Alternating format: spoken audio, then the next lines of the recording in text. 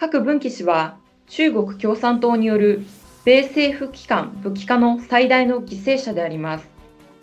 ミッシェル氏の事件については、主流メディアが郭文貴氏の名前を触れることを恐れています。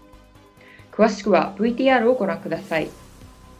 Absolutely. Someone is trying to stop Mr. Moscow from speaking up about the CCP's weaponization, and especially when the Press Michel's attorney requested Mr. Moscow to testify in Press Michel's trial currently going on in Washington, D.C. That request was denied, and Mr. Moscow was also arrested on March 15th. So he won't be able to testify in Press Michel's trial. And we know that Mr. Moscow is instrumental to that case involving Press Michel, George Higginbotham, Stephen Wynn, and Elliot Brody.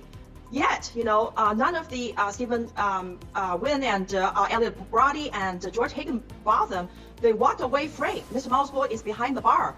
And someone is trying to stop our effort to expose the dirtiest and the darkest corner in this country, and that is the CCP's weaponization of this country's DOJ, FBI, and SEC.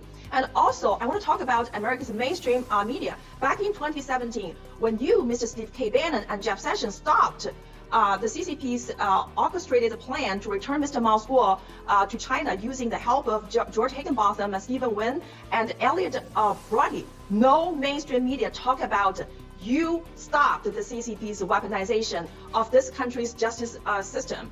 And the mainstream media also did not talk about Mr. Moscow is the biggest victim of the CCP's weaponization of the DOJ and the FBI in Press Michel's case, because if you look up all the mainstream media talking about Press Michel, they don't mention Mr. Moscow. And in one of the CNN's report, they even dare not mention Mr. Moscow's name. They just say Press Michel was involved in the case involving a prominent Chinese dissident. Who is that Chinese dissident? It's Mr. Moscow, and he's behind federal bar. Yeah.